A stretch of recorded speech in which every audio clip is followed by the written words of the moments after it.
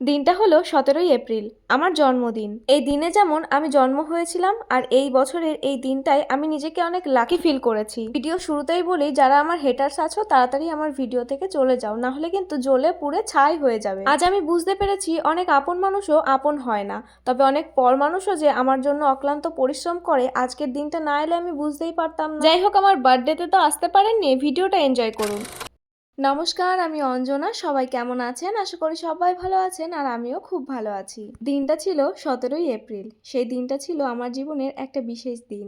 ওই দিনেই নাকি আমি জন্ম হয়েছিলাম, তো সেই জন্য সেটা আমার বার্থডেই হলো। দিনটা নিয়ে আমার সেরকম কোনো চিন্তা ভাবনা ছিল না, শুধু আমার একটাই কথা, আমার বরকে বলতাম আমার এই দিনটাকে স্পেশাল করার জন্য বারবার তোমার মুখের হ্যাপি বার্থডে উইশটাই আমার জন্য যথেষ্ট। তবুও কে কার কথা শোনে, আমার বর আর আমার শ্বশুর মশাই মানে বাবু দুইজন মিলে কি সব আয়োজন করছে আপনারাই দেখুন। বিকাল ৪টে অবধিও আমি জানতাম না আমার এইভাবে বার্থডে সেলিব্রেশন হবে। যেটুকু হয়েছে আমার কাছে অনেক কিছু। বার্থডে সেলিব্রেশনের জন্য এইসব টিফিনের ব্যবস্থা করা হয়েছে, সেগুলোই চলে এসেছে বাড়িতে। এদিকে পিসিরাও চলে এসেছে। ছোট বোনটা এখানে দোল খাচ্ছে আমারই ওড়না দিয়ে দোলনা বানিয়ে, আর দুধ খাচ্ছে একা একাই।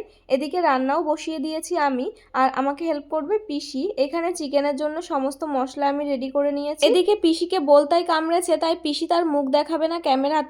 যাই হোক, এখন সন্ধ্যা ৭টার একটু বেশিই বাজে। আমি যাব রেডি হতে, আর যা বাকি আছে রান্না করতে সেগুলো পিসিই রান্না করে নেবে। বলতে বলতে আমি কিন্তু একটা শাড়ি পরে রেডি হয়ে নিয়েছি। আসলে জন্মদিন উপলক্ষেও ড্রেস কিনেছিলাম, তবে তার আগে ছিল একটা বিয়ে বাড়ি, তো সেই বিয়ে বাড়ির ভ্লগও আমি করেছি। সেই বিয়ে বাড়িতেই আমার ওই ড্রেসগুলো পরে নিয়েছিলাম, আর এই শাড়িটাও আমার খুবই পছন্দের, তাই ওটা পরেই আমি রেডি হয়ে নিয়েছি। আর এইখানে আমার বর আমার জন্য কেকও নিয়ে এসেছে। সত্যি বলতে কেকটা আমার খুবই পছন্দ হয়েছে। তাছাড়া আমার বার্থডেতে আসা সববারই পছন্দ হয়েছে। কেকটা বেশ বড়ও ছিল। ব্যাপারটা হলো, বার্থডেতে যে এত মানুষ আসবে আমি ঠিক জানতাম না, সেই কারণেই হয়তো এত বড় কেক আনা হয়েছে। কেকটা আনার পর আমার খুব আগ্রহ হচ্ছিল দেখার জন্য, তাই আমি দেখে আবার ওটা ফ্রিজের ওপর রেখে দিলাম। আর এখানে আমার সব সখীগণ আর এই ভাইটা মিলে বেলুনগুলো ফোলাচ্ছিল, তারপরে এই বেলুন দিয়েই সাজানো হবে যেখানে আমি কেক কাটিং করব। ওদিকে বক্সও চলে এসেছে। সত্যি বলতে এবার যে বক্সও আনবে আমার বার্থডেতে সেটাও আমি জানতাম না। তো এখন আমি কেকটাকে বাইরে নিয়ে যাচ্ছিলাম, ভেবেছিলাম হয়তো বেলুন দিয়ে সাজানো হয়ে গেছে।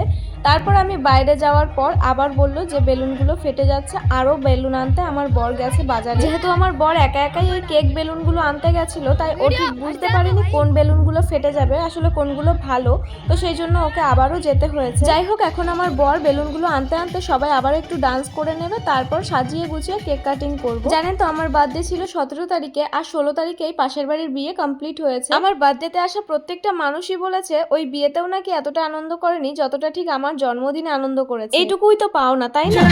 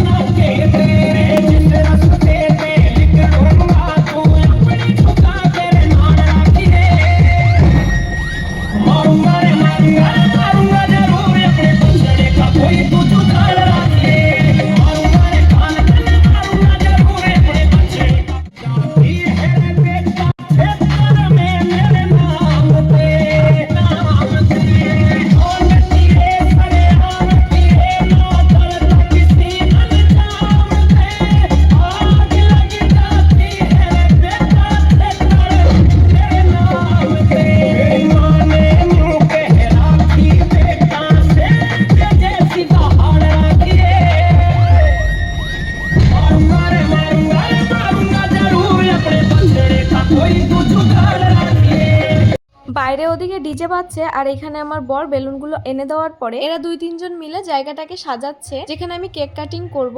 সত্যি বলতে আমাদের বাড়িতে মাত্র ৩ জনই মানুষ, আমি, আমার বর আর আমার শ্বশুর মশাই। এরা যদি আমাদেরকে এইভাবে হেল্প না করতো তাহলে এত কিছু সম্ভবই হতো না। যাই হোক, অলমোস্ট সবকিছু রেডি, এখন আমি কেক কাটিং করব।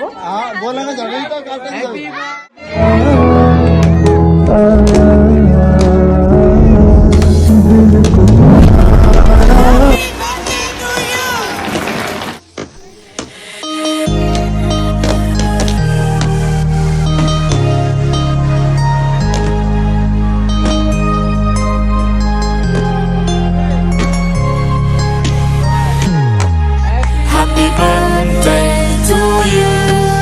Happy birthday to you. Happy birthday, happy birthday to you. Happy birthday to you. খুব সুন্দরভাবে আমার কেক কাটিংও হয়ে গেছে। নিজেকে আজকে অনেক লাকি মনে হচ্ছে এত ভালো একটা শ্বশুর বাড়ি পেয়ে। প্রত্যেকটা মানুষের জীবনেরই অতীত থাকে, প্রত্যেকটা সংসারে ঝামেলা ঝগড়া হতেই থাকে। সবকিছু ভুলিয়ে সেই শ্বশুর বাড়ির মানুষ যখন সেই বাড়ির বউটাকে খুব স্পেশাল ফিল করায় না, তা মুখের ভাষায় প্রকাশ করা সম্ভব। যাই হোক, কেক কাটিং করে ফার্স্টেই আমার বরকে কেক খাইয়ে দিলাম, তারপর আমার শ্বশুর মশাইকে, তারপর আশেপাশে আরো যত বাচ্চারা ছিল তাদেরকেও কেক খাইয়ে দিলাম। এরপরে যে টিফিনের ব্যবস্থা করা হয়েছিল সেগুলোও সবাইকে দিয়ে এখন আবার ডান্স করা হচ্ছে।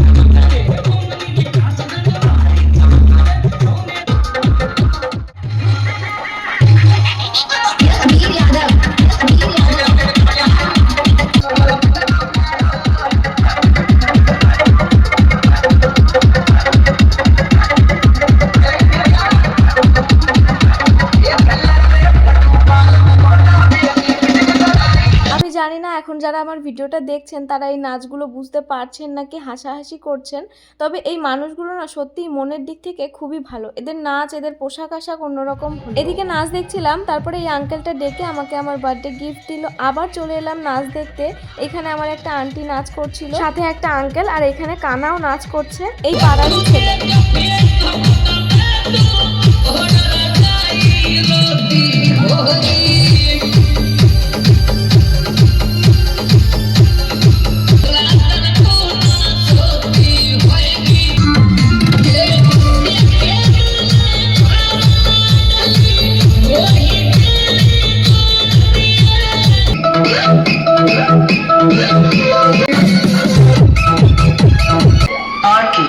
Arky.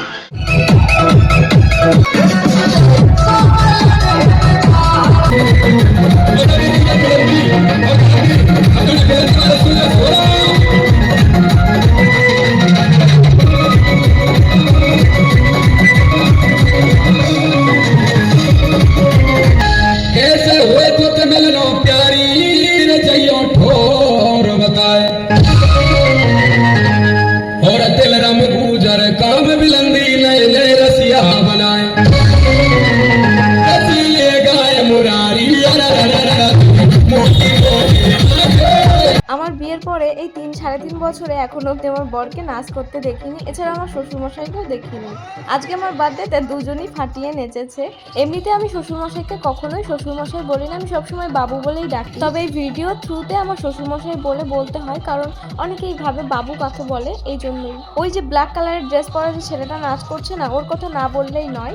কেউ খারাপ মাইন্ডে নেবেন না, আসলে ওই ছেলেটা আমার জন্মদিনে এত কাজ করে দিয়েছে। কেক কাটিং এর জায়গাটাকে যেটুকু হোক ডেকোরেট করা, তারপর সমস্ত ফটো তোলা, ধৈর্য ধরে সবকিছুই করে দিয়েছে। তাই ওর মা মাসিরাও আমাকে বলছিল যে আমার ছেলেটা কোনো জায়গায় যায় না, কারোর বাড়িতে এরকম করে না, তোদের বাড়িতেই করে দিয়েছে। আসলে আমাদের বাড়িতে কেউ করার মতো নেই তো, সেই জন্যই হয়তো। তো তারপর আমার বর আমাকে নিয়ে একটু টানাটানি শুরু করে নাচ করার জন্য।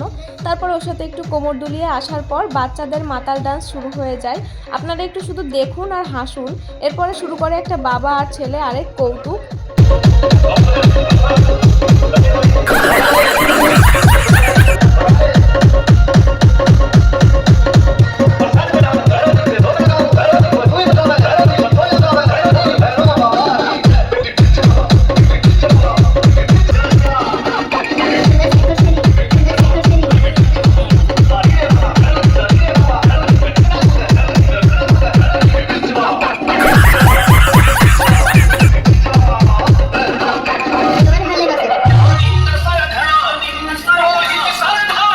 ডান্স হয়েছে 11:30 অবধি। তারপর গেস্ট যেতে যেতে 1টা বেজে গেছে, আমার শুতে শুতে ওই 1:30টা। তো এখন আমি ঘরের ভেতরে যাচ্ছি আর দেখাবো, এখনই আমি দেখিয়ে দেবো আমার বার্থডেতে কি পেয়েছি। এমনিতে তো সবাই আমাকে টাকা দিয়েছে, মানে এখানে ছোটখাটো করে বার্থডে করা হলে, মানে এরকম বার্থডে মানে এদের কাছে অনেক কিছু, তো এরকম সবাই টাকাই দেয়। আর ওই পিসি আমাকে দিয়েছে ওই শাড়িটা, আর ওই যে আঙ্কেলটা আমাকে ফটো তুলছিল আর গিফট দিচ্ছিল, উনি দিয়েছিল এই চুড়িদারের পিসটা। চলুন তবে আজকের মতো ভিডিওটা এই অবধি, দেখা হবে পরের ভিডিওতে। সবাই ভালো থাকবেন, বাই। ও হ্যাঁ, বার্থডেটা কেমন লাগলো জানাবেন কিন্তু।